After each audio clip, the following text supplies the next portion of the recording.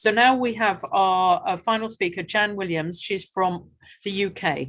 She's a single parent, corporate HR person. She restarted Object and widened its focus. Object works collaboratively to end violent systems that harm, objectify, kill, and exploit women: porn, prostitution, sex clubs, surrogacy, and transgenderism.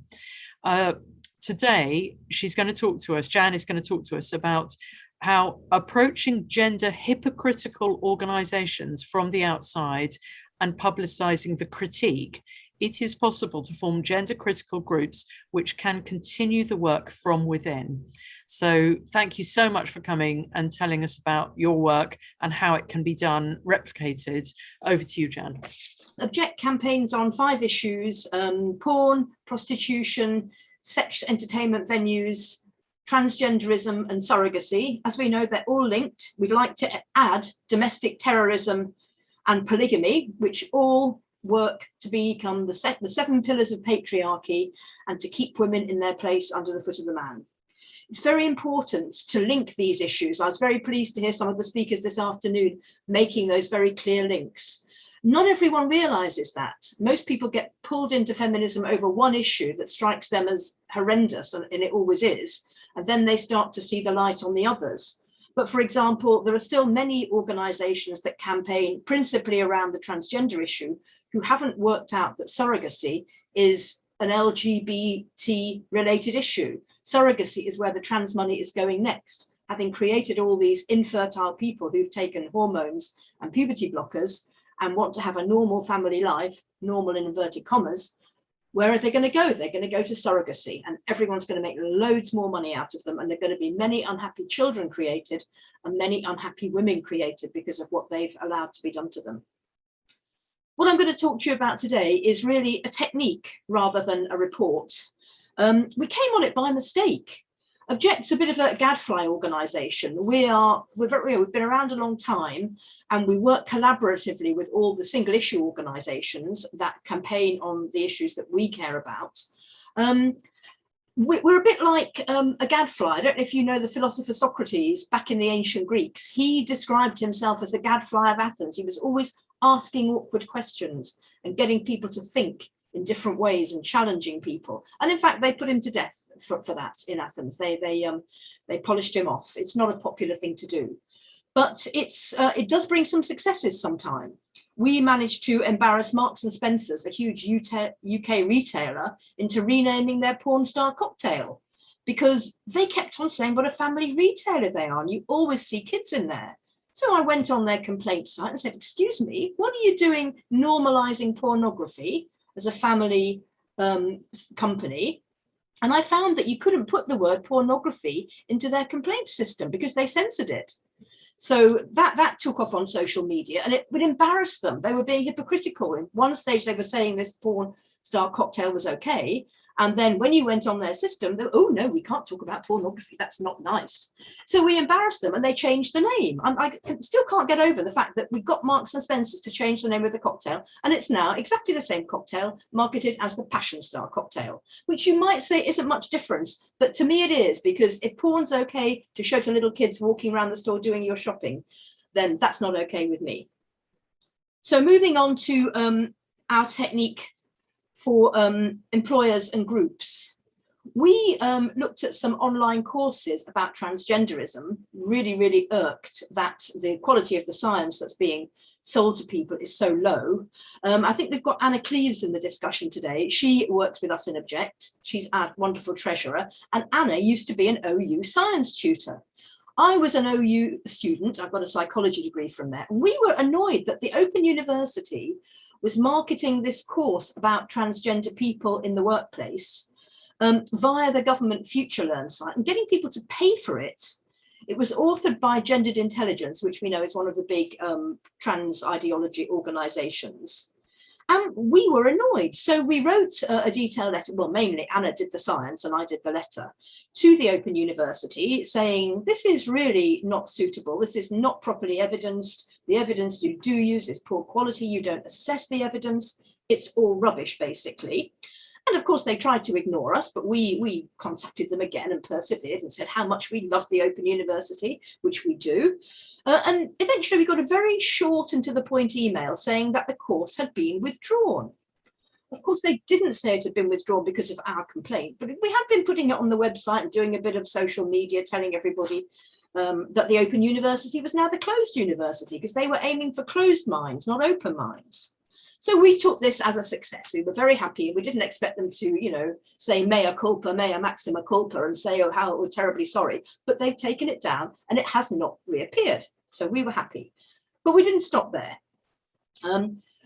While we were in the process of doing this and publicising it, several people got in touch. In fact, 6 people got in touch with us from the Open University, mostly staff, but 1 or 2 students, saying, thank you so much for, for exposing this rubbish course. I am a gender critical person. I'm probably the only one. Please maintain my confidentiality, which of course we said we would do. We would never break anyone's confidentiality. We don't want anyone to lose their jobs or get harassed because of their gender critical views. And we were delighted to hear from 6 of them. But of course, we thought, well, what can we do? Wouldn't it be nice if they were in a group? But we can't tell any of them about the other one in case one of them happens to be, not genuine. So we said to them, well, look, if any of you possibly could put yourself forward to be a point of contact for Open University people who are gender critical, that would be great. If not, then so be it. And a gentleman called John Pike, who is very senior on the staff of the OU, said, look, I've been here long enough, I'm big enough and tough enough, I'll put myself out there. And he volunteered to be the contact, so we could then tell all the people who'd got in touch with us if they wanted to get in touch with him. And it turns out they did. And there's now a gender critical group at the OU. Of course, the issue is that it's very difficult for people who are working somewhere like the OU to criticise their colleagues. It's really, in academia, and this is part of the problem, it's very difficult to criticise your colleagues. It's really not done. We've just had this with the police the last few days, haven't we? With the murder of that young woman, a policeman abusing his powers, and none of the policemen reported him despite many offences. Now, I'm not saying that the OU is the same as that, but it is very difficult in an organisation to critique your colleagues, but you can form a group.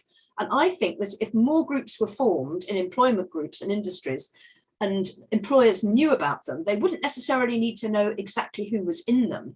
It would make them think a little bit harder about signing up to Stonewall and painting rainbows on the streets and doing all this rubbish, pridey type transgender ideology activism. They would think twice about it if they knew there were people in their own organisation who knew more about it than they did, especially ones who are senior and well thought of. So there is now a group at the Open University. Since then, we've been talking to various people in contact with the Safe Schools Alliance and some union contacts. We're hoping to promote a gender critical group for teachers. We know such dreadful stuff has happened in schools. Here in UK, St Paul's Girls' School has decided to abolish the office of head girl.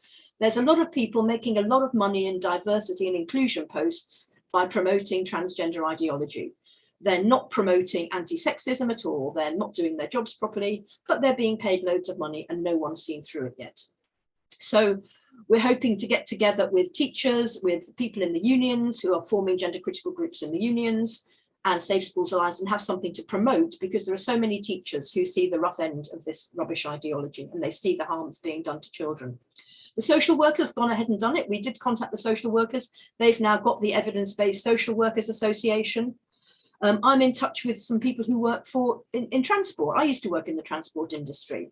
If you're working on the railways, you're working shifts round the clock in isolated places, remote depots. You may only have 20 minutes to get to the loo, grab a cup of coffee, eat your sandwich, and get back on your schedule, which means that having a female loo is very, very important. And you end up having very close relationships with colleagues, because the only place to sit and eat your lunch is in the mess room with a colleague. And there's somebody, you'll laugh at this, on the Northern Line in London, which is the line on the map of London which is painted black, there is somebody called Rainbow. So I say the Northern Line is now the Rainbow Line, who has already complained about one female train driver who had been there for many years and she'd had enough, she left over it. So that's an example of the sort of thing that will happen. The good people, the senior people who won't put up with this rubbish will say, thank you very much. Yes, I could have done a few more years service, and you really need people like me because I'm very experienced, but I'm out of here. I'm not sticking around because I'm not going to have people raising grievances and telling me that I've got to start pronouncing people in my employment. So there's an example. I've been talking to people in the libraries. There are gender critical librarians. Of course, there's gender critical people everywhere, but the problem is that they're isolated and they don't dare get in touch with each other because you never know if the colleague that you confide in is thinking the same as you. So we would like to do more of this. The technique basically is if they're an outward facing organization, we or any organization could do this, can put in a complaint about something, putting a complaint about the rainbow, rainbow footpaths or something and say, look, did you know? And we can put in all the stuff that we know about how rubbish this ideology is. And we can publicize their response. We hold them accountable. We don't let them get away with being hypocritical and gender hypocritical. We say, okay, where's your evidence for this? This has been said. Have you not seen this? There's been this case in the court, that case in the court. There's so much evidence. Make them respond, make them think about it. And then sometimes they're much more likely to, I think, back off, given the number of court cases we've had in the last couple of years. So anyone can do this, but it does come better from an organization. Individuals can write in, of course, and complain, but it's very easy for an organization with, a big HR department and lawyers to brush you aside if you're just writing in as an individual. So there's a lot of scope for this. There's a lot of scope for influencing the top. There's a lot of scope for getting people together further down the organization and giving people support and getting opinions changed. Of course, we haven't given up with the Open University. We didn't stop there.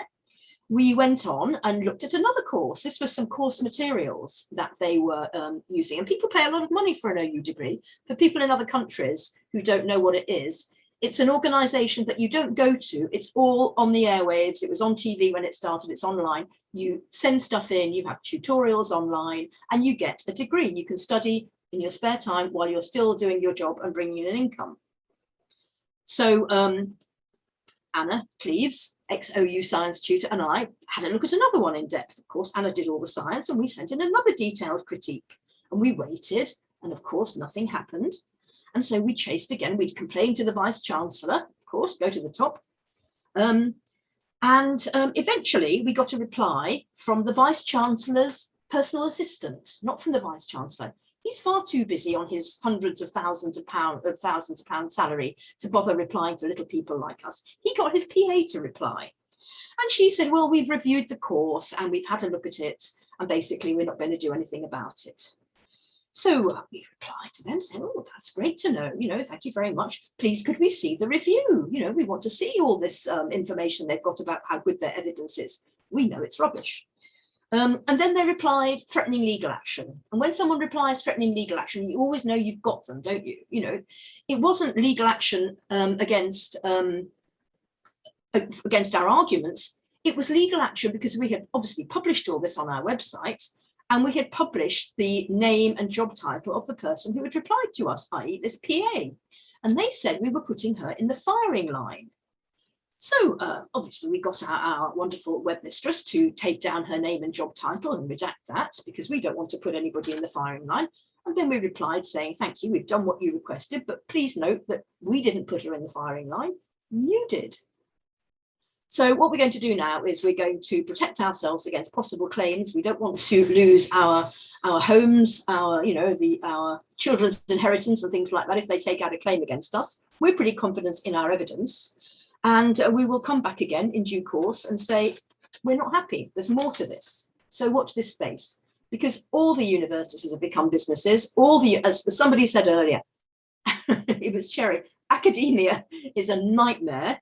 It's all become fake academia and fake theory. It's all become about funding. And we know that the big organizations in the world are against women's rights. They're pro-prostitution, they're pro-pornography, they're pro-transgenderism, and they're all making money out of their shares in all these big pharma companies.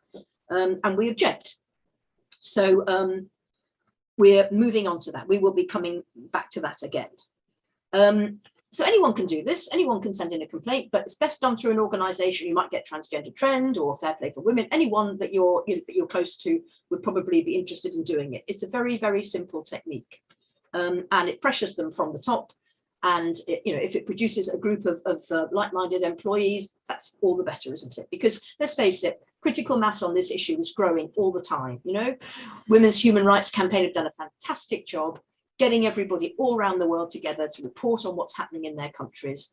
And slowly, it's going to change. It's going to change not because we've got more money than them, not because we're cleverer than them, not because of anything except the fact that they're talking rubbish and we happen to be right. So we have to persevere. Okay, thank you so much, Jan. I think that's a good point to end, because I want to get the rest of the panelists on. Can I just add one more very brief thing? Yes, do. One more embarrassment that we did, and this is again something anyone could do. We heard that the Camden Council was holding a porn film festival in London, completely unlicensed films, horrible content, knife play, pregnancy, stuff like that. They were portraying it as sex ed. And again, we complained to the council, said you should be licensing this, and they moved it. So with a good complaint, you can do a lot.